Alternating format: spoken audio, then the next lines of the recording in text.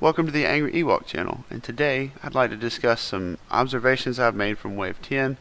And now that we have all the cards and all the ships, we can start making some actual decisions about them. In fact, we've been playing with them for a while now on TTS and Vassal.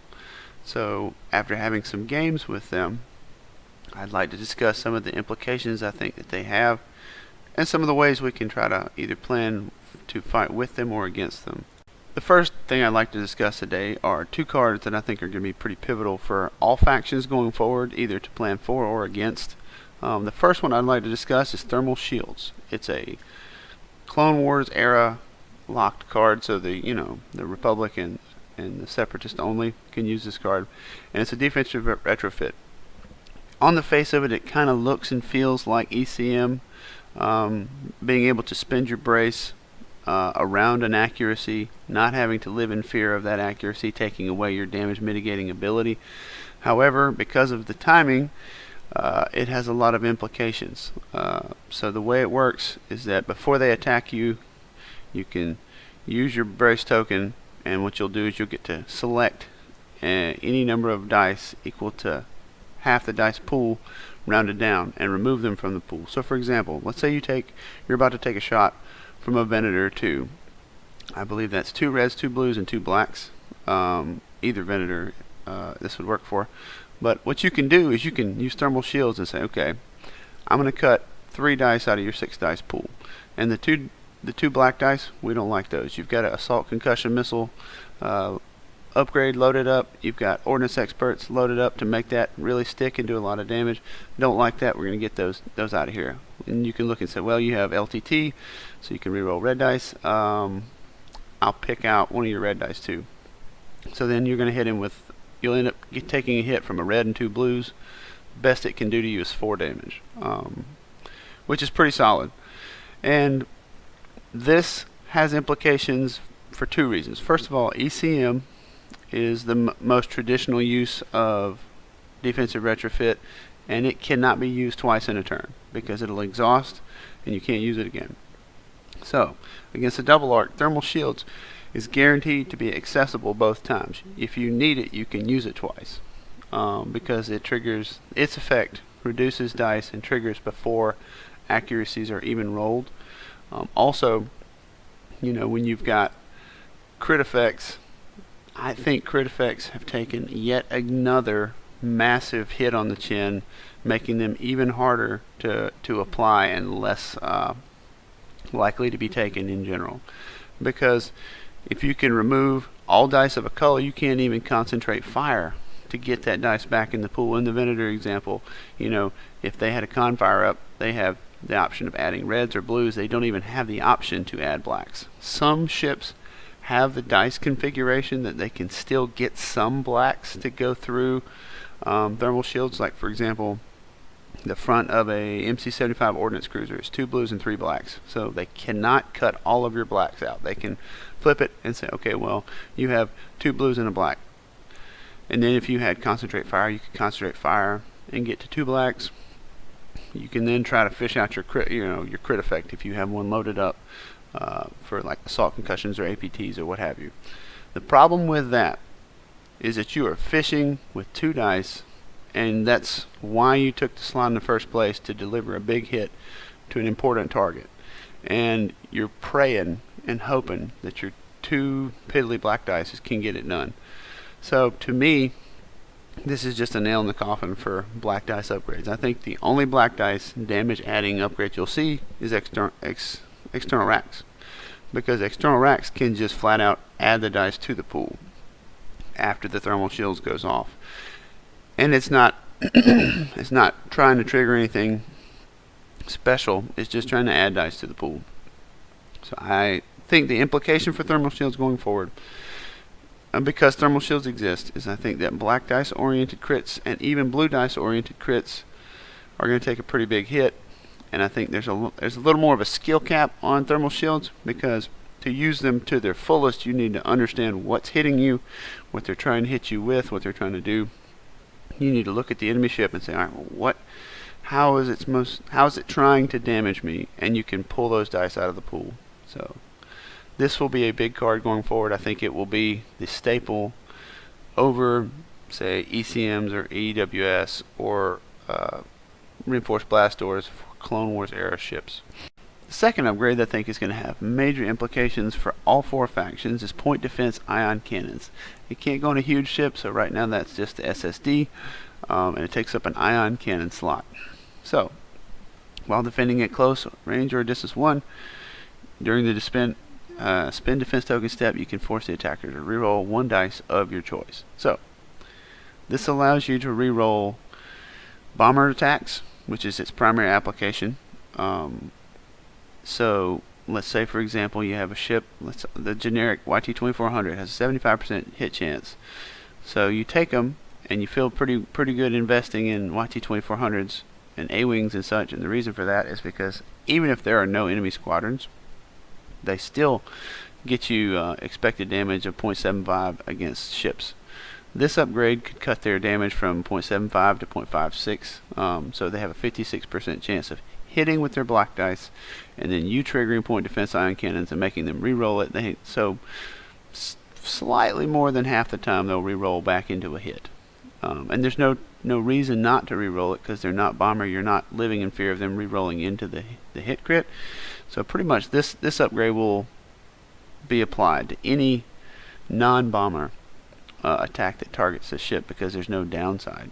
When it's a bomber, it becomes more complicated. When it becomes a red dice attack, it becomes a little more complicated if you want to try to re-roll a red dice to get out of taking damage, but you don't want to risk re-rolling into a double, so you have to ask yourself, what do I need to do at this point?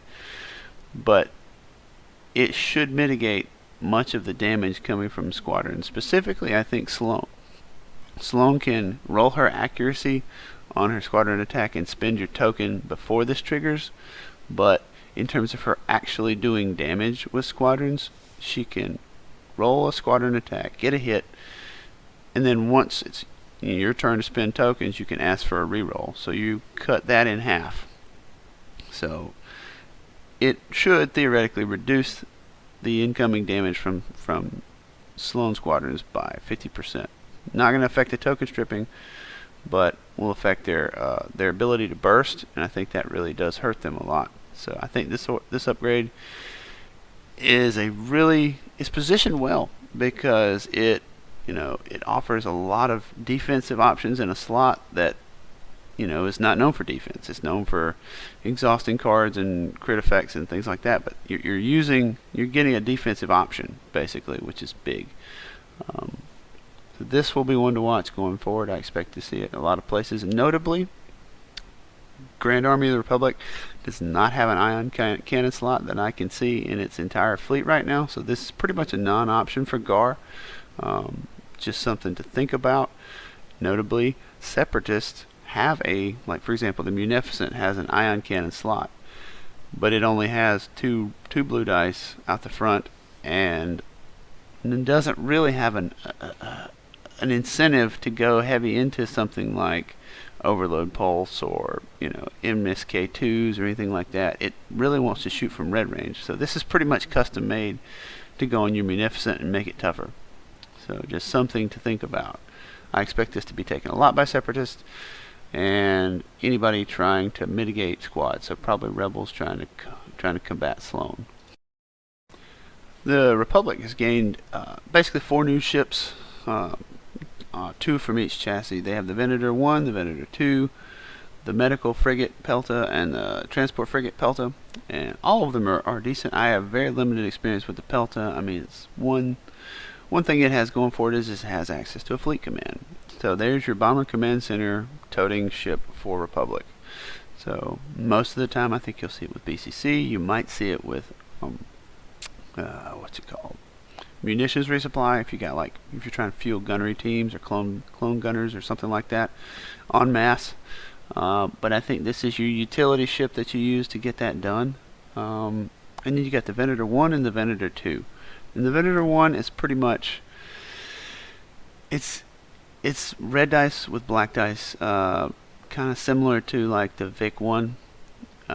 It's squad 3, and it's got one of each token that you could really want on a big ship.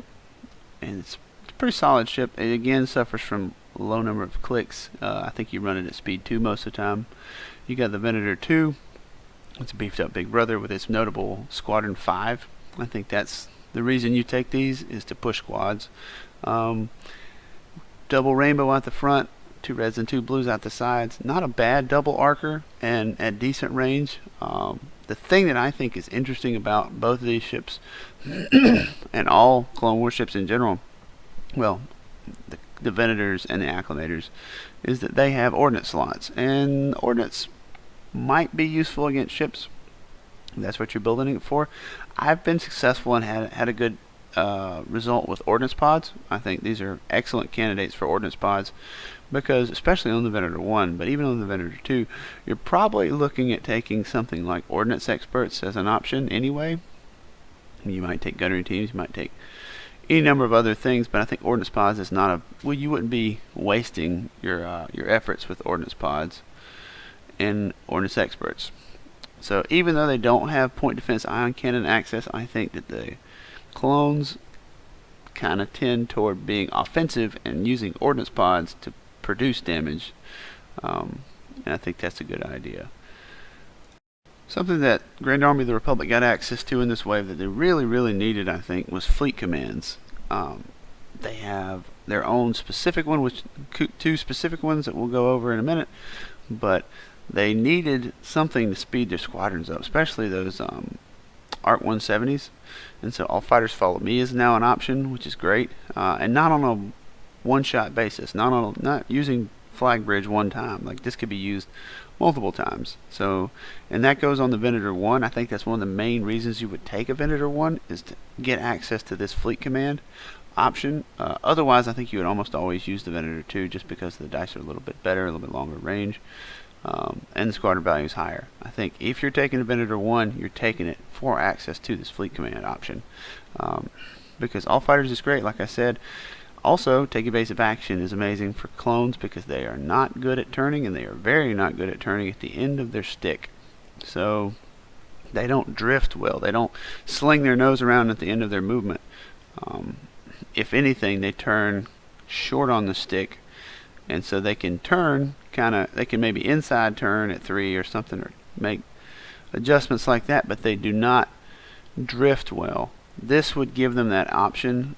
It can make it so a Venator can do 4 clicks to the left or 4 clicks to the right at speed 2 with a navigate dial, if this is active, which is a big deal. It helps clones get their guns on target much better. I think take evasive action is an underrated option for GAR. And obviously the ubiquitous intensify forward firepower is very good in any fleet, but it's an option now to be taken in this. The other thing I want to talk about is Mercy Mission, and I'm kind of worried about Mercy Mission. Some other people that I've talked to are kind of worried about Mercy Mission. It's one of the first ways to gain victory points just in any mission you play without firing a shot, and so that can be a problem in cut games. That can be a problem in a lot of situations, because it's not super hard to fly a small ship from your side of the board to the other side of the board and get in the enemy deployment zone to get 40 points.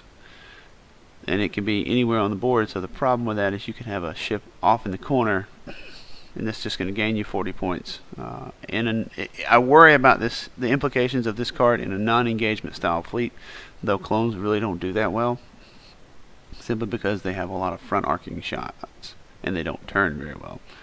But something to watch. It might be worth taking. I think it's an interesting mechanic.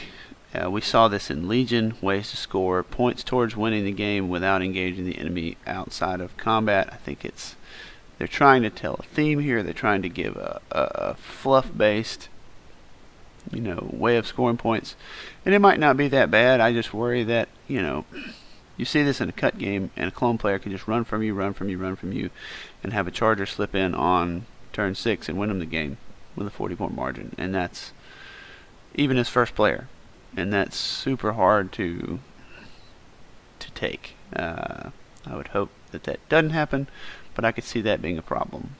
So I wanted to give a quick example of some upgrades being used, some new upgrades being used. Here's a Venator 1 Star Destroyer with flak guns, ordnance pods, and LTT. So flak guns, I think, is an upgrade that we'll see a lot of play on MC-75s and a couple other ships because it increases the range of your salvo attacks. Basically, one range band, so your black dice go to blue, your blue dice go to red. So you're getting more bang for your salvo buck with it for only 3 points. I think you'll see a lot of that. But the other benefit is it makes your flak black. So this Venator 1 would now have 2 black flak, which is a lot more reliable. Like I said, if you end up comboing with Ordnance Experts, that makes it, again, much more reliable. A 75% chance of a hit against a squadron with a reroll is very good. Then you can do something like Ordnance Pods as well. You can take Ordnance Pods here and trigger a second, spray of black dice. It's only 1 black dice, but with Ordnance Pods on it, it has, I believe it's like 93% chance of coming up with a damage. And that's really what you want to do.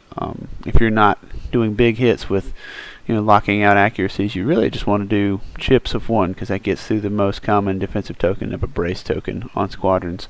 And then we got LTT. LTT's good on anything, but it's good on a Venator because it's got red dice salvo, it's got red dice front and side arcs, and it gives you the option to trigger on that ordnance pod shot if you didn't use it against ships. So you could do something like, shoot a ship with the front, shoot a ship with the side, and then trigger ordnance pods, roll your 1 black dice, use like turbo laser towers to add 2 more black dice, and you got Ordnance Experts backing it up. It is a very effective way to get 3 hits, which is in brace to 2, but it's very good at killing a brace ace that's on 2 health. A very good tool, something I expect a lot of GAR to use. Another upgrade from this wave that I think is worth mentioning is the Spat. It's a modification that only goes on Star Destroyers and it's clone locked, so it pretty much goes on Venators. And it's the second iteration of Ignition in the game, and it's a pretty solid little shot. Ignition close is not that far, but 5 blues and a black is a very good chunk of dice if you can get all 6 of them to hit, because you can place it at black and get them in basically double black range. You can hit them pretty solidly. I think this is a nice damage boost for a Venator that doesn't really want to be using that offensive retrofit slot for squadron pushing, and so that's a good option. And mostly it beefs up the side arc and allows it to have a nice little following shot if it flies past something or creates a very devastating front and side arc. If you line this up, you can shoot 6 dice out of the side and then 6 dice out of the front with a Venator. That's a pretty savage double arc, and it's blues and blacks. 5 blues and a black is a very reliable shot. You do have to ready it with a Confire token. That's kind of, you're going to need some upkeep tricks, be that munitions resupply, be that putting Clone Navigation Officer on the ship with the Spat is not a bad idea, because you can basically twice concentrate fire, get a dice added, tap the Clone Navigation Officer, get your token, your Confire token that you can then ready Spat with, and then the next round, and then you can use the 1 nav token to refresh Clone Navigation Officer, do it again. So basically you could shoot this 3 times in a game with Clone Navigation Officer on it with not too much trouble. You got to be locked into a Confire dial, which may not work for you on your Venator because of its turning ability. But Spat, good gun.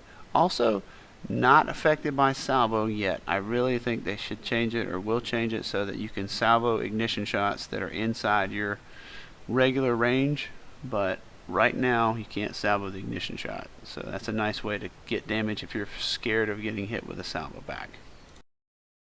The Separatists also got 4 ships, basically the Providence and the Recusant, both large ships, both adding a lot of different flavor to the faction. And I think that the basic synopsis is that the Providence carrier is probably the most common one you'll see of the Providences, as a squad pusher, as a tough flagship bruiser, Good salvo. If you can get it lined up, that's a 6 dice double arc, 6 dice side and a 5 dice front. It's a very good double arc. Combo that in with a rainbow salvo, and you're talking about a brawler. Doesn't turn very well, but does go to speed 3. Importantly, and can take a defensive retrofit. So thermal shields candidate also has an ion cannon slot, so point defense ion cannon candidate. I think you'll see thermals and PDICs on this and see it used as the flagship of the separatist fleet a lot of times to push squads and to brawl. Probably a good candidate for Wat Tambor. Anything else that makes it tough. 2 black flak is pretty solid. The Dreadnought, haven't seen the Dreadnought a lot. It's a little more long-range threat, but doesn't have the defensive retrofit. You can get to the defensive retrofit with the Invincible title, but you're paying more. So you're up to, you're 5 points more expensive than the carrier to get back to the same defensive retrofit, but you do have some. You have 2 turbo laser upgrade slots. That's a nice option. Maybe you do LTT and XI7s. This is your burst damage oriented ship. Just haven't seen a lot of it. Mostly I'm seeing at least Providence carriers, because if you want a burst damage fleet, look no further than the Recusant. The Recusant with its weird arcs I think are actually very good arcs. It's 6 dice in front, 4 dice in the sides. At red range it's 4 and 3, which is very strong. That combo with the Patriot's Fist title, which pretty much everybody that takes this is taking on their first one, can basically guarantee a 6 dice shot out of the front or a 5 dice shot out of the side, even at red range, which is very good. You can put swivels in there and rotate in a black dice, so you can basically guarantee a 7 dice shot out of this thing. And it's got a massive front arc, so like a 160, 170 degree front arc that guarantees 7 dice when you pull the trigger is pretty dang significant. Also, it's got a very interesting nav chart. I just think that Separatist nav charts are far superior to clones nav charts. It's laughably so. When you've got a ship that has 3 clicks at speed 3, that's a large base, it shoots like that. Just not even close. It does suffer from squads. It can't take defensive retrofit, so it's a little brittle. I mean, it's basically along the same lines as maybe an assault frigate, because it's got the same brace, redirect, and evade defensive tokens, with 2 extra hull but 1 less shield, so it's probably close. So an assault frigate that can't take ECM. My advice would be, if you see this, do not run from it. Do not try to avoid it. It will hunt you down and kill you. I think if you see it, you need to go right at it. I think you need to shoot it down before it gets to fire more than once or twice, because when you're talking about a ship that can produce 7 dice at long range every turn out of a single arc, it is blistering. And you don't want it to sit around. I also think that these are very undercosted.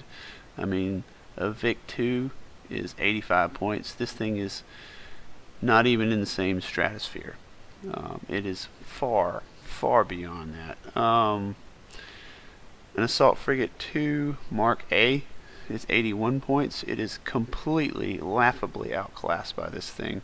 And we all know the Assault 2 L1A is overcosted, but FFG, look no further than this as your example and your need to readjust the fleet point costs of some of the less used ships, because that is comically undercosted compared to those 2 examples I just gave. Please fix it as quick as you can. Why it didn't come out with 1.5, I don't know, but please fix it as quick as you can.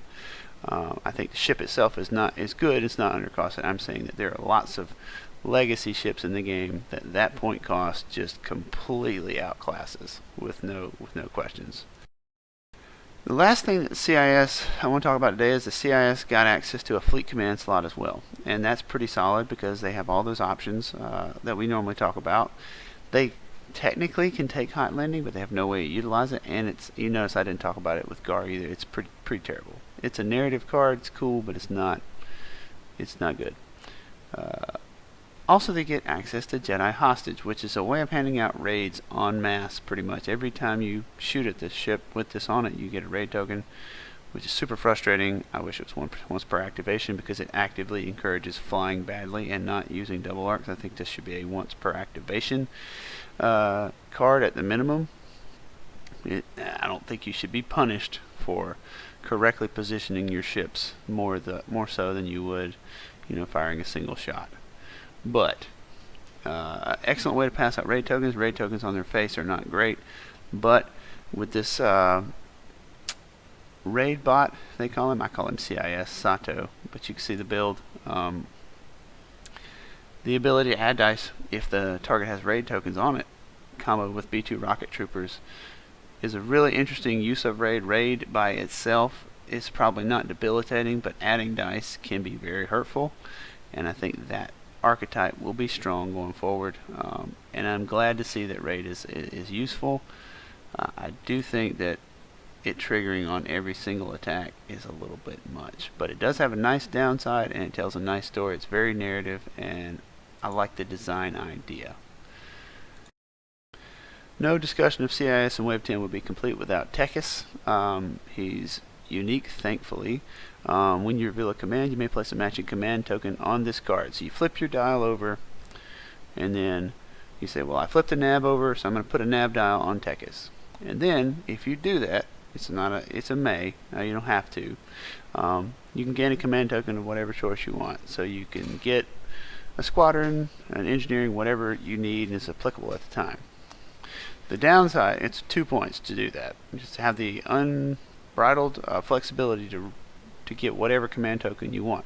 The downside, which is not much of a downside, and is being used widely because the downside is pretty negligible, is that during the command phase, if you have a command token on this card, so for example, if we revealed our navigate and we put a navigate token on this guy, when it comes time to set our dials, the dial we have to set to put on the bottom of our stack has to match that token. So you set it to a navigate and you put it on the bottom of your stack. So if it's a 3 stack, your turn, if you do this on turn 1, which you probably won't, it's, you're affecting round 4. If you do this on turn 2, which is typically what I'm seeing, you may use Tekis on turn 2 to get something relevant. You end up setting your turn 5 dial. If you're alive at that point, usually, a navigate's not a bad idea, but you get the idea. Not as good on command 2 ships because the dials that you're doing are going to come up sooner, unless you're already just going to be using that command over and over again anyway. Biggest use for him, I think, is with Admiral Trench, because he can make those tokens act as if they're both dials and tokens at the same time. So Tekis is pretty much just a carte blanche way of getting that token that you need when you need it. The only limiting factor is that Trench has to actually set those dials and use them at the beginning of the turn. But Tekis is going to be in about every Separatist list you see, so get familiar with him and just kind of understand what he does. Thank you for watching. I was going to go into some specific examples of games that I've played and try to illustrate some of the points that I'm making and kind of defend my opinion and show where that comes from. But the video is already 26 minutes long at this point, so I want to wrap it up here. I don't want to go too long, probably make a separate video discussing those in the future. Hope you enjoyed it, and happy gaming.